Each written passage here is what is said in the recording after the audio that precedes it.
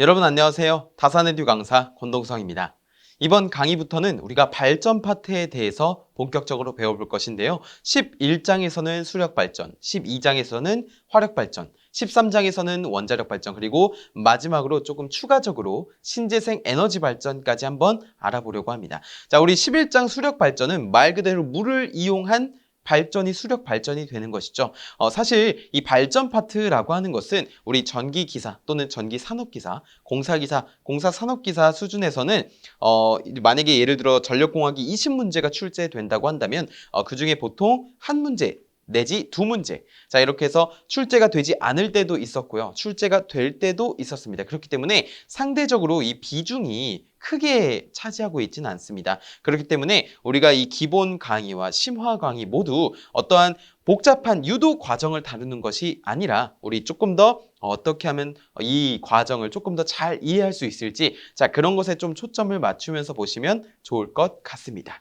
자, 우리 수력 발전을 볼 건데요. 수력 발전 많이들 들어보셨죠? 특히 댐이라고 많이들 들어보셨을 겁니다. 자, 수력 발전이라고 하는 것은 이 댐에 물이 저장되어 있겠죠. 그렇죠? 자, 댐으로부터 빠져나오는 물을 취하는 구멍이다라고 해서 이것을 취수구라고 합니다. 취수구라고 하는 것은 댐으로부터 물을 수조까지 이렇게 취해주는 구멍이라고 보시면 돼요. 자, 그래서 이 취수구에 존재하는 어떠한 유량을 조절하는 장치가 있는데, 자, 그것을 우리가 제수문이라고 할 겁니다. 제는 어입니다. 어이. 이게 뭐라고요? 유량 조절이라고요. 자, 그 취수구를 지나서 이제 수로를 통해서, 수로가 뭐죠? 물의 길이죠. 수로를 통해서 이 침사지로 가게 됩니다.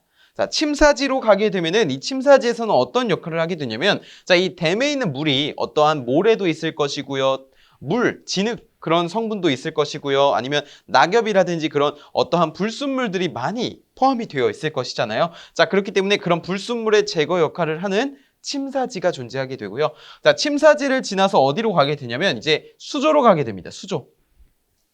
수조는 물을 저장하는 곳이라고 보시면 돼요. 자, 수조는 이제 최종 침전물을 제거하고 물을 저장하는 곳이고요. 자, 그 다음에 이제 수차로 가는 이 수압철관이라는 수압관로를 지나게 됩니다. 자, 그래서 수압철관으로부터 이렇게 오게 되고, 자, 수차로 오게 돼서는 우리 맨 처음에 이 물이 가지고 있는 위치 에너지가 있을 겁니다. 그렇죠? 자, 여기를 위치 에너지라고 쓸게요.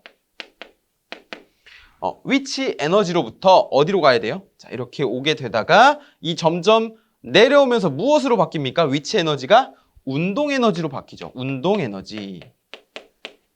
이 운동 에너지가 쭉 오다가 어디로 들어가면은 수차로 돌아가게 되면 수차를 회전시키게 됩니다. 수차를 회전시키면 무엇을 동작시키는 거예요? 연결된 발전기를 동작시키게 되는 것이죠. 따라서 이 운동 에너지가 이 수차에서 무엇으로 바뀌는 거예요? 기계적인 에너지가 되고 그 기계적인 에너지가 발전기로 들어가게 되면은 비로소 전기 에너지가 만들어지게 되는 것입니다. 따라서 이 수력 발전이라고 하는 것은 위치 에너지로부터 전기 에너지를 생산해내는 일종의 발전 과정이다라고 보실 수가 있겠죠. 자, 그다음에 방수로가 있는데 방수로라고 하는 것은 우리 물이 빠져나가는 길입니다. 그다음에 어디로 빠져나가냐면은 방수구로서 빠져나가게 되는 것입니다. 자, 우리가 이것에 대해서 우리 수력 발전이라고 하는 것을 좀 알고 있는 채로 다음 과정을 넘어가 보면, 맨 처음에 댐으로부터 이 취수구 직전까지의 설비를 무엇이라고 할 거냐면요. 자, 여기를 취수설비라고 할 거예요. 취수설비. 수가 아니라 취수설비. 물을 취하는 그런 설비라는 것이죠. 자, 그 다음에 이 취수구로부터 이 수차 전까지를 우리가 도수설비라고 할 겁니다. 자, 그 다음에 이 수차로부터 방수구 직전까지를 우리가 발전설비라고 할 거예요. 발전기가 연결되어 있으니까 전기 에너지를 생산하는 설비다라는 것이죠. 마지막으로 방수로 이후는 우리가 방수설비라고 하게 될 것입니다. 이렇게 부른다는 거예요. 전체적으로. 명칭들이 다소 다를 수는 있지만 일반적인 명칭들은 이렇다라는 겁니다. 자, 우리 첫 번째로 수력 발전의 개요부터 한번 보고 있는데요. 이 수력 발전의 특징이 있을 거잖아요. 그렇죠? 수력 발전의 특징에 대해서 한번 자세하게 알아보겠습니다. 첫 번째는요. 가동과 정지가 쉬워요. 전력 수요 변화에 대응해서 효율적으로 안정적으로 전력을 공급할 수 있다는 것이 특징이 되겠고요. 두 번째는 홍수 조절이라든지 아니면 용수 공급기 개선 등 수자원의 이용률이 굉장히 높습니다. 왜냐하면 말 그대로 수력 발전이기 때문에. 자, 세 번째는 개발 시에 이런 수몰 지역이 발생할 수 있다는 등. 예를 들어서 물이 이렇게 많이 저장이 되면은 이 위험 수위를 넘어서게 되면 이 댐이 손상될 우려가 있기 때문에 물을 방류하게 되죠. 근데 너무 많이 방류하면 어떻게 됩니까? 댐 하부 지역이 물에 잠길 우려가 있다는 거예요. 그렇기 때문에 수몰 지역 등 환경 문제로 인해서 후보지 선정에 제한이 된다라는 점이고요. 자, 네 번째는 이런 댐을 건설하기 위해서는 초기 투자비가 많이 소요된다라는 점입니다. 자, 그래서 이러한 내용을 토대로 우리가 점점 수력 발전에 대해서 배워볼 건데 하천의 유량과 이 특정에 대해서 한번 알아보고자 해요. 하천에 있는 그 유량 그리고 그 유량을 어떻게 측정할까요? 어떻게? 첫 번째, 연평균 유량이라는 겁니다. 연평균 유량. 연평균 유량을 그림으로 좀 알기 쉽게 표현을 하면은 자, 이러한 어떠한 직육면체로 제가 그려보겠습니다. 자, 이럴 때 뒤에도 이제 점선으로 표시해 드릴게요. 자, 이런 것이 있는데 물이요. 이렇게 저장이 되어 있다고 볼게요. 물이 이만큼 저장이 되어 있는 겁니다. 자, 그때 여기에 물이 온 강수량이 있을 거잖아요. 그러니까 비가 이렇게 내린 거예요. 유량이 다 공급된 겁니다. 그래서 연평균 강수량이 있을 겁니다. 강수량을 밀리미터라고 할 거예요. 연강수량이에요. 1년의 강수량. 자, 그 다음에 이제 면적이 있어야 되는데요. 면적은 이 면적을 말하게 됩니다. 면적을 보시면 이 바닥에 있는 면적을 말하겠죠. 자, 이게 뭐라고요? 면적을 우리가 제곱킬로미터라고 할 거예요. 단위를 뭐라고요? 제곱킬로미터. 그래서 연 강수량 같은 경우는 우리가 문자로 A라고 표현을 할 것이고요. 자, 면적 같은 경우는 이제 B라고 표현을 할 겁니다. 그런데 물이 이렇게 그냥 저장되기만 하는 것이 아니죠. 어떤 거는 위로 이렇게 증발하게 되고, 그렇죠? 어떤 거는 지하수로 이렇게 빠지게 될 겁니다. 지하수. 자, 그러면은 우리가 어떠한 공식을 통해서 이 연 평균 유량을 구할 수 있다는 거예요. 자, 어떻게 구하냐면은 이 위쪽에다가 한번 써보겠습니다. 여기가 이제 면적이에요. B 제곱킬로미터.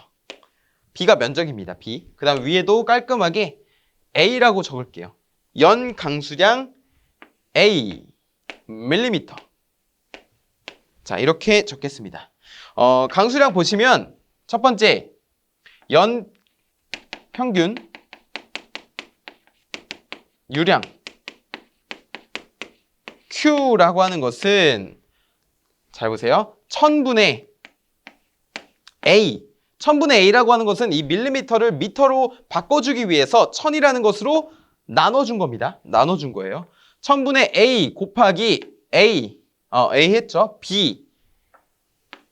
그 다음에 아까 전에 이제 증발하는 것도 있고 지하수로 빠져나가는 것도 있다고 했죠. 그렇기 때문에 여기를 유출계수 K를 곱해 주어야 됩니다. 자, 그 다음에요. 이 제곱킬로미터라고 했는데 이것도 마찬가지로 우리가 이 미터로 바꿔주기 위해서 이 제곱킬로미터를 미터로 바꿔주게 되면은 10의 6제곱을 곱해 주어야겠죠. 그렇기 때문에 10의 6제곱이라고 할 수가 있겠고요. 자, 이것을 무엇으로 나누게 되냐면 365일 24시간 60분 60초라고 해줄 겁니다. 왜 이렇게 해주냐면은 연평균 유량의 단위가요. 세제곱미터 퍼 세컨드이기 때문이에요. 세컨드. 미터 퍼 세컨드죠. 자, 그렇기 때문에 우리가 다 위에를 미터, 아래를 세컨즈의 단위로 맞춰주기 위해서 이러한 공식이 유도가 된 것입니다. 자, 조금 더 간단하게 푸는 방법 없나요? 라고 했는데 물어보시는 분들도 계신데 교재에 나와 있는 것과 같이 간단하게 푸는 방법도 있어요. 3.17 abk 한 다음에 10의 마이너스 5제곱을 곱하게 되면은 이 값과 거의 유사하게 됩니다. 근사화한 식이에요. 그렇기 때문에 여러분이 편하신 방법으로 암기를 해주시면 되고 그때 각각의 문자가 뜻하는 것을 반드시 보셔야 되고 그리고 단위에 유의해야 됩니다. 단위가 A의 경우에는 밀리미터, B인 경우에는 제곱킬로미터여야지만 이 공식을 쓸 수가 있는 거예요. 예를 들어서 만약에 이 면적 있죠. 유형 면적. 이것이 제곱미터라고 한다면 만약에 문제에서 단위가 제곱미터로 주어졌다면 우리가 별도로 미터로 바꿀 필요가 없잖아요. 그렇기 때문에 여기 있는 10의 6제곱이 이렇게 사라지게 됩니다. 그래서 문제에서 만약에 제곱킬로미터로 주어졌다면 10의 6제곱을 곱해주시고 제곱미터로 주어졌다면 10의 6제곱을 곱해주지 마세요. 그래서 우리가 세제곱미터 퍼 세컨즈라는 연평균 유량의 단위로 바꿔줄 수가 있게 되는 것입니다. 이해되셨죠? 그 점만 조금 유의를 해주시면 좋을 것 같아요. 자, 그 다음에 유량도입니다. 유량도. 자, 유량도라고 하는 것은 유량 곡선이에요. 유량 곡선과 같은 것입니다. 자, 뭐냐면 세로축에는 유량 Q라고 표현할 거예요. 자, 그 다음에 가로축에는 일수입니다. 날짜순이에요. 뭐 1월 1일, 1월 2일, 1월 3일, 1월 4일 쭉쭉쭉 해서 여기가 1월 1일이고요. 여기가 12월 31일이 됩니다. 그래서 날짜 순으로 이렇게 가로축에 배열을 해요.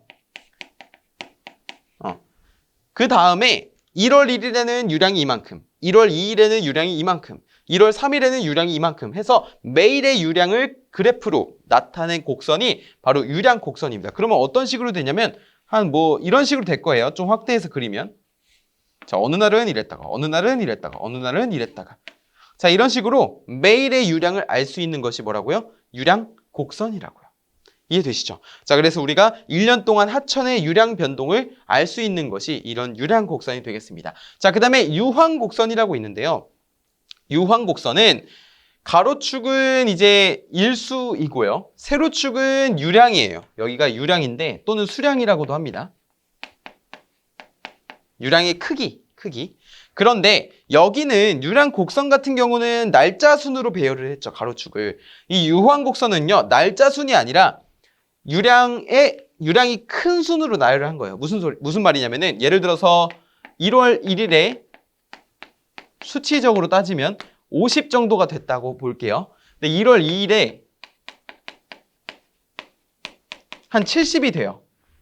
70. 그러면은 원래 여기 유량곡선 같은 경우는 1월 2일이 두 번째 위치에 해야겠지만 여기 유황곡선에 오게 돼서는 이 1월 2일 70이 유량이 더 크기 때문에 앞쪽에 위치한다는 거예요. 즉 유황곡선에서는 유량이 큰 순서대로 이렇게 나타낸 것이다 라고 보시면 되겠고 결국에 1년 365일인 거는 변함이 없는 거죠. 자, 그렇게 유량이 큰 순서대로 나열을 하다 보면요. 자, 이러한 곡선이 만들어지게 되는데 이것이 바로 유황 곡선이 됩니다.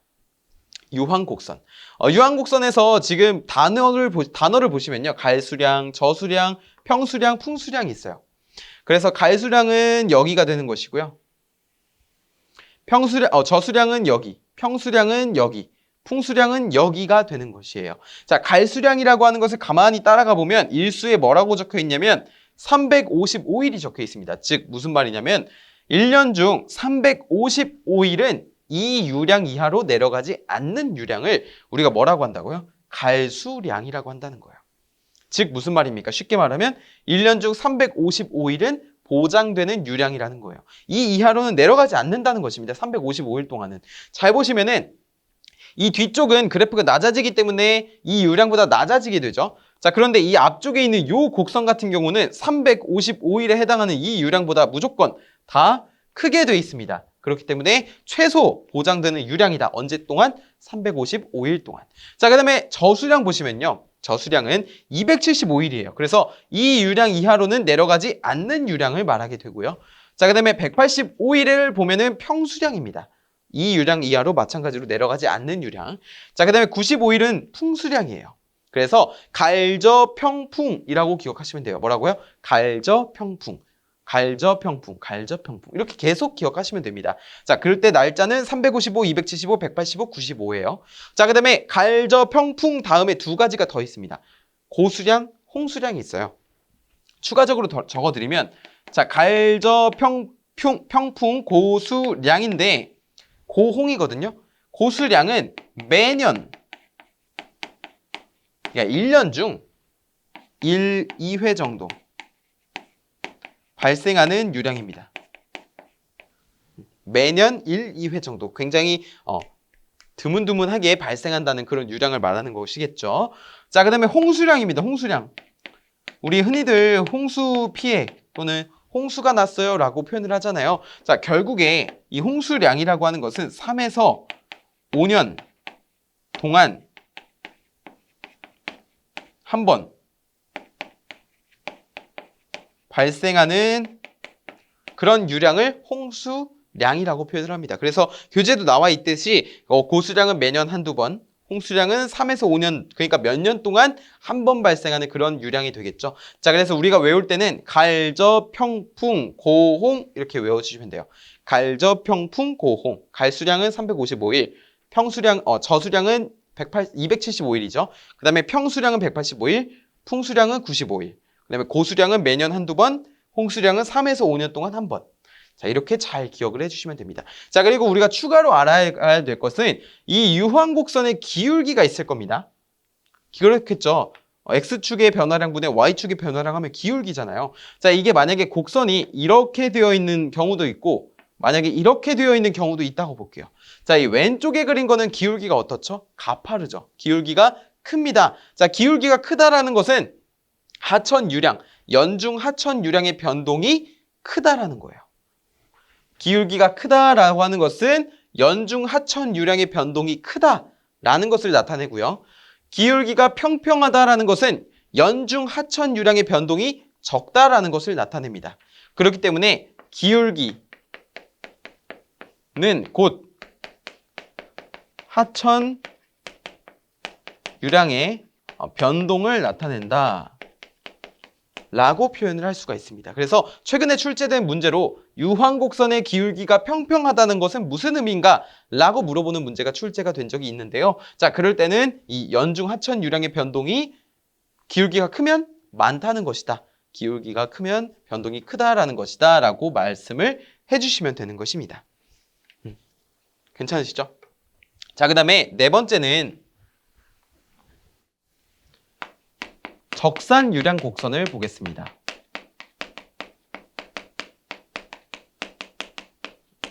적산 유량 곡선은 유량의 누계를 잡아서 만든 곡선이라고 보시면 돼요. 우리 유황 곡선, 유량 곡선도 있지만 이런 적산 유량 곡선도 있게 되는데 먼저 사용 유량을 여기를 Q라고 하고요. 자, 그다음에 여기를 날짜 순서로 해서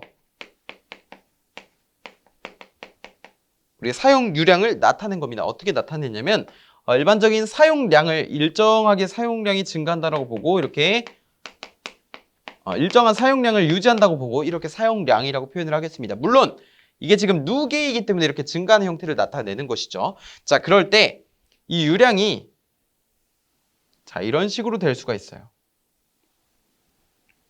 이게 유입량입니다. 유입량.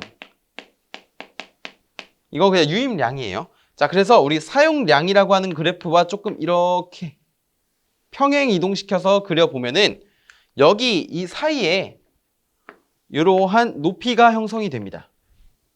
높이가 형성이 돼요.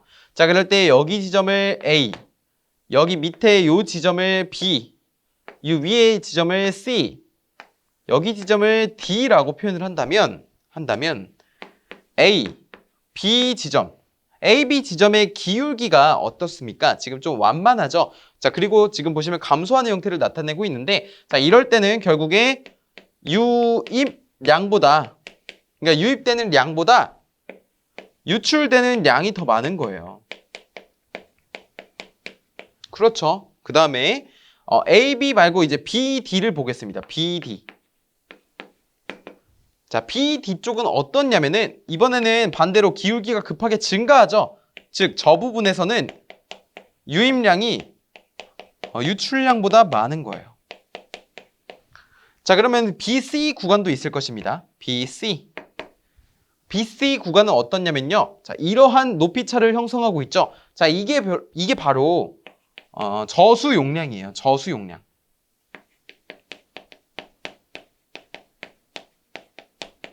즉, 물을 이만큼을 저장을 해야 된다는 거죠. 그렇기 때문에 우리가 이 적산 유량 곡선이라고 하는 것은 다음과 같이 이용이 됩니다. 댐의 용량을 결정하는 용도로 사용되는 게 뭐라고요? 적산 유량 곡선이라고요. 그래서 적산 유량 곡선 하면 댐의 설계 및 댐의 저수지의 용량의 결정을 이끌어내는 곳이다. 이끌어내는 곡선이다라고 보시면 되는 것입니다. 이 점은 꼭 잊지 마세요. 자, 우리 다섯 번째 수위 유량 곡선이라고 있는데 세로축에는 유량을 그리고 종축에는 가로축에는 유량을 종축에는 수위를 해놓음으로써 우리가 수위와 유량과의 관계를 나타낸 곡선을 수위 유량 곡선이라고 한다는 것도 추가적으로 아시면 좋습니다. 우리 개념 확인 한번 풀어볼게요. 개념 확인. 지금 수력 발전의 개요를 하고 있는데 이런 것이 수력 발전이구나라고 지금 이 개요 단계에서는 느낌만 좀 익히시면 되고 연평균 유량 곡선, 연평균 유량 그 계산 그리고 곡선, 이 유황 곡선은 꼭 기억을 해주셨으면 좋겠습니다. 보시면은 우리 유량도를 기준으로 하여 횡축에는 날짜, 가로축엔 날짜, 종축에는 유량을 취해서 큰 것부터 나열한 곡선은 뭐죠? 큰 것부터 연결한 곡선, 바로 유황 곡선이 되겠습니다. 자, 갈수량이란 1년 365일 중 며칠은 이 유량 이하로 내려가지 않는 유량을 말하게 된다라고 하는데 우리 갈, 저, 평, 풍, 고, 홍 순서였습니다. 갈수량은 뭐예요? 1년 중 355일은 이 유량 이하로 내려가지 않는 유량.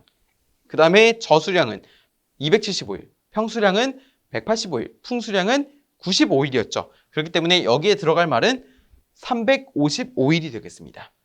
그 다음에 풍수량이란 1년 365일 중 며칠은 이 유량 이하로 내려가지 않는 유량을 말한다. 갈저 평풍 그러면 95일이라고 하는 것을 알 수가 있고요.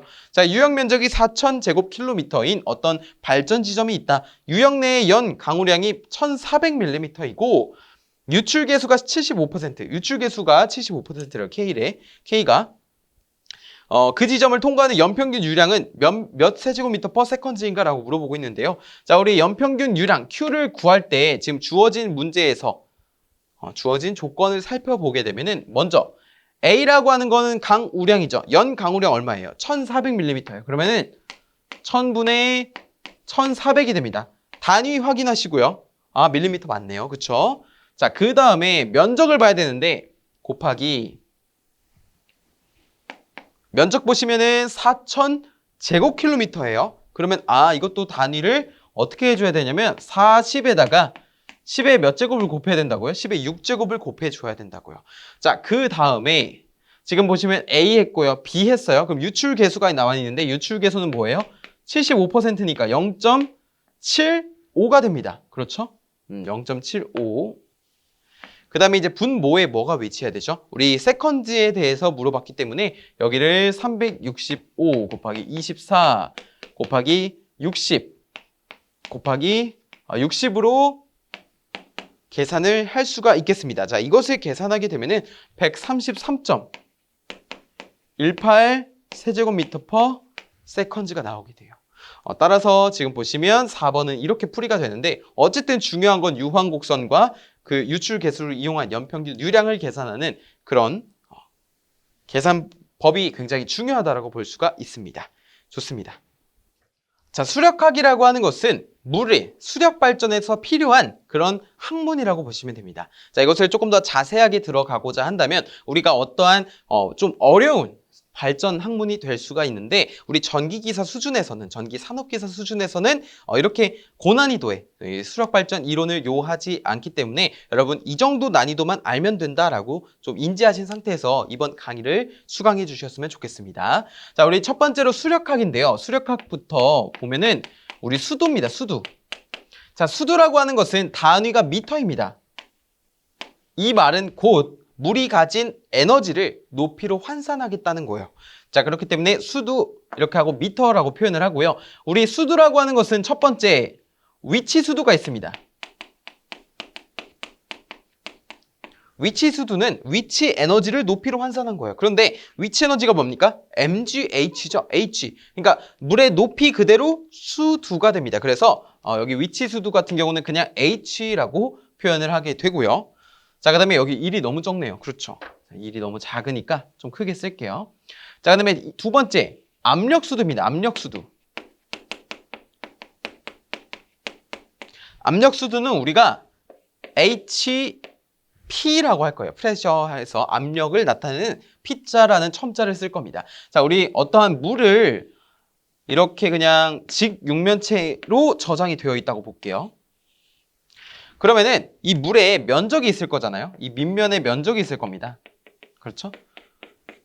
자, 이 면적을 A라고 할 거예요. 그리고 제곱미터가 되겠죠? 면적이니까요. 그럼 이 물이 저장된 높이가 있을 겁니다. 자, 이 높이를 H라고 하고요. 이거는 미터가 될 겁니다. 동의하세요? 그렇죠. 자, 그 다음에 이 물이 가지고 있는 밀도가 있을 거예요. 밀도, 그렇죠. 자, 밀도를 우리가 오메가라고 표현을 하고요. 이거는 물의 밀도를 1000kg per 세제곱미터로 하고 할 거예요. 물의 밀도를 뭐라고요? 1000kg per 세제곱미터라고 한다고요. 그래서 우리 물의 단위 최적당 중량이라는 뜻이에요. 이게 결국에 밀도를. 자, 그래서 우리가 여러 가지를 알아낼 수가 있는데 어떤 거냐면 먼저 첫 번째는 우리 최적입니다. 최적. 최적이라고 하는 거는 보통 V라고 표현을 하면서 면적 곱하기 높이가 되겠죠. 자, 이것의 단위는 뭐가 돼요? 최적이니까 세제곱미터가 됩니다. 자, 그러면 그 다음에 무게라고 하는 것. 물이 누르고 있는 무게가 있을 거잖아요. 자, 이걸 대문자 W라고 쓰고요. 물의 단위 최적당 중량, 즉 밀도 곱하기 단위 최적당 곱하기 그다음에 면적 곱하기 높이가 될 거예요. 자, 이러면은 우리가 뭘 구할 수 있는 거예요? 무게를 구할 수 있는 거예요. 무게 단위 뭐가 될까요? 반드시 킬로그램이 되겠죠. 또는 톤이 되겠죠. 자, 무게를 했습니다. 우리 그다음에 무엇을 구할 거냐면 단위 면적당 압력을 구할 겁니다. 이 그림을 통해서 보면 이 단위 면적당 얼만큼의 압력을 받는지도 궁금하잖아요. 아, 저만 궁금하다고요? 아닙니다. 여러분도 분명히 궁금해 하실 거예요. 자, 단위 면적당 압력 P라고 하는 것은 면적으로 나눠줘야겠죠. 단위 면적당이니까. 압력을 나타내야 되는데 단위 면적당 뭐가 되냐면 무게가 될 것입니다. 그렇죠? 무게. 무게를 얼만큼의 면적으로 누르고 있는지. 단위 면적당. 자, 근데 우리 W라고 하는 건 뭐였어요? 오메가 AH였잖아요. 그렇죠. 그럼 A가 지워지겠죠. 그럼 남은 건 뭡니까? 아, 단위 최적당 중량과 그리고 가지고 있는 높이를 곱한 것과 같구나. 자, 이게 뭐예요? 여기서 쓰인 요 H가 결국에 압력 수두가 되는 거예요. HP는 오메가분의 P가 되죠. 그렇죠. 자, 근데 이 P의 단위가 뭡니까? 단위 면적당 압력이잖아요. 그러면은 킬로그램 퍼 제곱미터거든요. 단위 면적당 압력이. 여긴 무게고 여기는 제곱미터가 되잖아요. 그렇죠? 자, 그런데 여기가 킬로그램 퍼 제곱미터예요. 여기 단위 최적당 중량은 어떻게 됩니까? 킬로그램 퍼 세제곱미터가 되죠. 그럼 이것을 정리하면 어떻게 돼요? 자, 이것을 정리하면 미터로 남게 됩니다. 따라서 오메가분의 P의 미터로 이렇게 구할 수 있게 되는 것이죠. 예를 들어서 이런 것도 있습니다. 어떠한 물이 흐르고 있는 그런 관의 압력이 어떻게 측정을 해봤는데, 자, 9kg per 제곱센티미터의 단위 면적당 압력이라고 해볼게요. 자, 이때 이때 압력 수두는 이라고 물어보거든요. 자, 그 압력 수두는 어떻게 구하냐면은, 자, 9kg per 제곱센티미터를 무엇으로 나눠줘야 돼요? 물의 단위 최적당 중량으로 나눠줘야겠죠. 그렇기 때문에 1000kg per 세제곱미터라고 표현을 해주겠습니다. 이게 뭐라고요? 이제 압력 수두를 구하는 방법이라고요. 자, 그럼 원래 이게 뭐예요? 1000분의 9니까 0.009죠. 근데 단위를 보시면 여기 킬로그램, 여기 킬로그램이 지워집니다. 그러면 여기 제곱센티미터와 세제곱미터가 나왔는데 단위를 통일시켜주기 위해서 이 센티미터를 미터로 바꿔주게 되면은 이 분모에 있는 이 단위가 10의 마이너스 4제곱의 제곱미터가 됩니다. 그래서 이것과 이것이 만나서 무엇이 되냐면 비로소 미터라는 단위가 되고요. 자, 그 다음에 이렇게 바꾸는 과정에서 곱하기 10의 4제곱이 되기 때문에, 왜냐면 분모에 10의 마이너스 4제곱이 있으니까 10의 4제곱으로 곱해지잖아요. 자, 그럼 0.009에 10의 4제곱을 곱하니까 90미터가 됩니다. 예시를 들어드린 거예요. 수압관을 통해 흐르는 물의 압력이 이거였을 때 압력 수두는 얼마인가 라고 물어본다면 이런 식으로 HP는 오메가분의 P라는 공식으로 구해서 우리가 압력 수두를 계산해 낼 수가 있게 되는 것입니다. 이해되세요? 좋습니다. 자, 그다음에 세 번째는 우리 속도 수두인데요. 속도 수두. 우리 예를 들어서 물이 여기서부터 이 바닥까지 이렇게 쭉 내려온다고 볼게요. 그러면은 물의 위치 에너지가 전부 무엇으로 바뀝니까? 높이가 없다고 가정하면 mgh라는 위치 에너지가, 그렇죠? 9.8mh라는 위치 에너지가 운동 에너지로 다 바뀌잖아요. 맞지 않나요? 우리 과학 시간에도 배웠어요. 그렇죠? 그런데 그러면 결국에 이 h라고 하는 것은 이 g분의 v의 제곱이라고 나타낼 수가 있습니다. h라고 하는 것을 정리를 하면, 자, g가 넘어가죠. m을 지워지고, 그러면 이 g분의 v 제곱이라고 하는 것이 나오게 되는 것이에요. 이게 뭐라고요? 속도 수두 hv라고요. 그 다음에 이 v에 대해서 바꿔보면은 v는 루트 2g의 h입니다. 물론 속도니까 미터 퍼 세컨즈가 되겠죠. 자, 이렇게 물의 분출 속도 v에 대해서 나타낸 거, 이거 최적 아닙니다. 속도예요. 속도 소문자 v라고 보시면 돼요. 조금만 작게 쓸게요. 소문자 v. 이게 뭐냐면 여러분 토리첼리의 정리예요. 토리첼리의 정리. 자, 굉장히 이것도 중요한 공식입니다. V는 루트 2GH와 우리 속도 수두 HV는 2G분의 V 제곱이라고 하고, 압력 수두는 HP는 오메가분의 P라고 하고, 위치 수두는 H라고 한다는 점을 반드시 기억을 해야 됩니다. 그럼 이것을 왜 기억하냐면 우리 교재 보시면 베르누이의 정리라고 있어요. 베르누이의 정리. 이거는 어렵게 접근하실 필요 없습니다. 이게 무슨 말이냐면은 에너지 불변의 법칙이라는 거예요. 에너지 불변의 법칙. 예를 들어서 질량 보존의 법칙처럼 에너지 불변의 법칙입니다. 유체가 있어서 운동 에너지, 압력 에너지, 위치 에너지가 있잖아요. 자, 이것들의 합은 절대로 변하지가 않는다는 거예요. 예를 들어서 물의 구멍이 여기 있고 물이 빠져나가는 구멍이 여기 있다고 했을 때, 자, 이렇게 되어 있고 여기가 높이가 최대고 여기가 높이가 최저라고 볼게요. 자, 이런 에너지 불변의 법칙에 의해 여기에 있던 위치 에너지가 일로 오게 되면 전부 다 운동 에너지로 바뀐다고요. 다만 위치 에너지는 없어졌지만 운동 에너지가 없어졌다가 생김으로 인해서 여기에서의 에너지의 총합과 여기에서의 에너지의 총합이 같다라는 거죠. 그렇기 때문에 교재의 식 보시면 H1 플러스 오메가분의 P1 플러스 2G분의 V1의 제곱이라고 되어 있고요.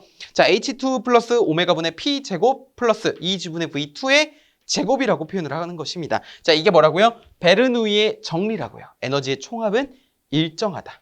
자, 그 다음에 세 번째는 연속의 정리입니다. 연속의 원리 또는 연속의 정리라고도 표현하게 되는데, 자, 이거 같은 경우는 다음과 같아요. 자, 이런 관이, 이렇게 생긴 관이 있다고 해보겠습니다. 자, 딱 봤을 때 여기가 넓나요? 여기가 넓나요? 여기가 넓죠. 그렇죠. 자, 넓은 쪽. 어쨌든 이쪽으로 무엇이 유입되냐면 유량, Q가 유입이 됩니다. 그런데 면적이 넓고 좁다라고 해서 이 들어가는 유량과 나가는 유량이 다른가요? 아니죠. 어떻게든 나오게 됩니다. 우리 깔때기를 생각하시면요. 깔때기 같은 경우는 입구가 굉장히 넓죠. 나오는 구멍은 좁잖아요. 근데 제가 물을 부어요. 중간에 물이 셉니까? 안 새죠. 유량의 변화는 일정하다라는 겁니다. 그래서 이 유량은 어떻게 구하냐면은 여기서의 속도가 V1, 여기의 면적이 A1 이라고 할 때 여기의 면적은 A2, 여길 지나가는 속도가 V2라고 한다면 어떻게 구하냐면요. 자, A1 곱하기 V1은 A2 곱하기 V2로 구할 수 있다라는 거예요. 이렇게 된다는 겁니다. 자, 그래서 A1과 V1 보시면 면적과 속도의 곱은 일정해야 돼요. 그러면 잘 보세요. 면적이 넓어지면 어떻게 돼요? 속도는 떨어져야 되겠고요. 그렇죠. 속도가 빠르니까 면적은 당연히 작아야 되는 겁니다.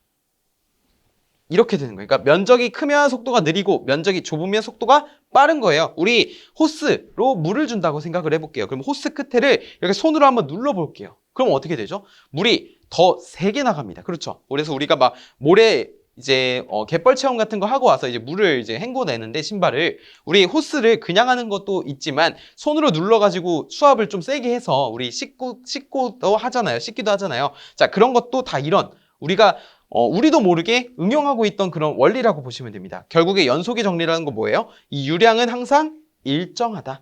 들어간 유량은 나올 때도 항상 일정해야 된다라는 것이 핵심이 되겠습니다. 자, 그리고 유량의 단위는 세제곱미터 퍼 세컨즈가 됩니다. 좋아요. 자, 그 다음에 우리 수력발전의 종류를 한번 볼게요. 수력발전의 종류. 이 수력발전에는 어떠한 종류가 있냐면 취수 방식에 따른 분류가 있고요. 아니면 운용 방법에 따른 분류가 있습니다. 그러니까 즉 낙차를 어떻게 얻는지에 따라서 달라진다는 거예요. 첫 번째 수로식이 있는데요. 수로식이라고 하는 것은 물의 길을 만들어준 겁니다. 즉 어떤 걸 이용한 거냐면 지형을 이용한 거예요. 지형. 그러니까 낙차를 얻는 방법으로 이제 나누기 시작할 건데 수로식은 지형을 이용한 겁니다. 말 그대로 물의 길을 만들어서. 자, 그래서 하천 상류의 물을 수차에 유입시켜서 낙차를 얻는 방식을 우리가 수로식이라고 표현을 하게 되고요. 자, 댐식이라고 하는 것은 제일 많이 사용하죠. 우리나라에서 제일 많이 사용합니다. 댐식은 그렇죠? 가장 널리 이용하는 건데 뭐 춘천발전소도 있고 아니면 청평 수력발전소도 있게 되는데 자, 댐식은 물의 높이를 올린 거예요. 물의 높이를 올려서 발전하는 방식으로 물의 양이 많은 곳에서 유리합니다. 물의 양이 많은 곳에서 유리한 방식이 뭐라고요? 댐식이라고요. 자, 댐식 같은 경우는 하천을 질러서 댐을 막아서 낙차를 얻는 방식을 말하게 됩니다. 세 번째는 댐수로식인데요. 자, 여기는 물의 높이도 이용하고 유량이라고 할까요? 자, 물의 양도 이용을 하고 그 다음에 플러스 지형도 이용하는 거예요. 즉 댐식과 수로식에서 장점만을 끌어모아서 우리가 기능을 혼합한 그런 방식이 댐수로식이라고 보시면 되고요. 댐으로부터 수로를 통해 낙차가 큰 지점까지 물을 이용해서 우리가 그것을 이용해서 낙차를 얻는 방식을 댐수로식이라고 표현을 하게 됩니다. 자, 그 다음에 유역 변경식인데요.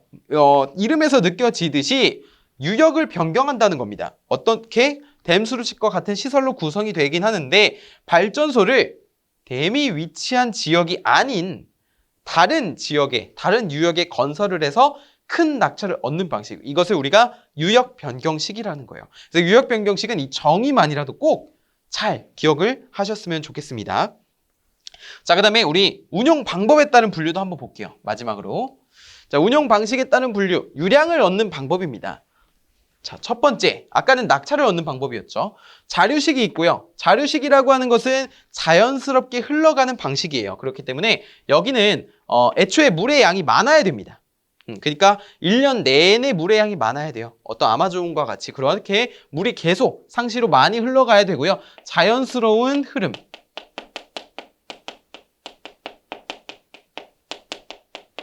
하천의 자연 유량을 아무런 조절도 하지 않고 그냥 있는 그대로 보내서 발전에 이용하는 방식을 말하게 됩니다.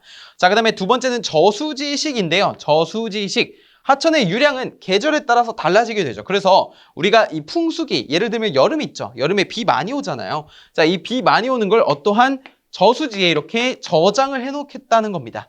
저장을 해서 어떻게 하는 거예요? 나중에 필요할 때 물을 끌어다가 쓰기 위함이죠. 그래서 우리가 물을 저수한다라고 해서 저수지식 발전 방식이라고 합니다. 자, 세 번째는 조정지식인데 이거는 약간 저수지랑 비슷할 수 있어요. 다만 어떻게 되냐면 자, 이렇게 가는 와중에 여기에다가 이러한 조정지를 설치하게 됩니다. 자, 이게 뭐냐면요. 자, 물이 마찬가지로 여기 저장이 되는데 저수지에 비해서 그 크기가 매우 작아요. 그래서 한 하루 이틀 정도? 하루 또는 수일간의 용량을 저장할 수 있도록 하루 또는 수일 용량 수일에 해당하는 용량만큼을 쓸 수 있도록 저장하는 곳인데 자 이게 뭐냐면 우리 일반적으로요 피크타임 때 사용하는 전력이 있어요. 그렇죠? 자 그래서 우리 먼저 이 조정지의 용량이라고 하는 것은 Q1-Q2의 T 곱하기 3600이라고 표현을 하게 되는데요. 단위는 세제곱미터가 됩니다. 자, 이게 무슨 말이냐면은 잘 보시면 Q1이라고 하는 것은요. 1년 중 최대, 그러니까 1년 중이 아니죠. 첨두부하의 평균 유량이에요. 첨두부하.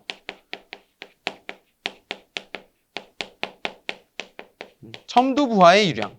즉, 피크타임 때의 그 전력을 말하는 겁니다. 그 다음에 뭘 빼주냐면 이 Q2를 빼주는데 Q2는 뭐냐면요. 평균 사용 유량이에요.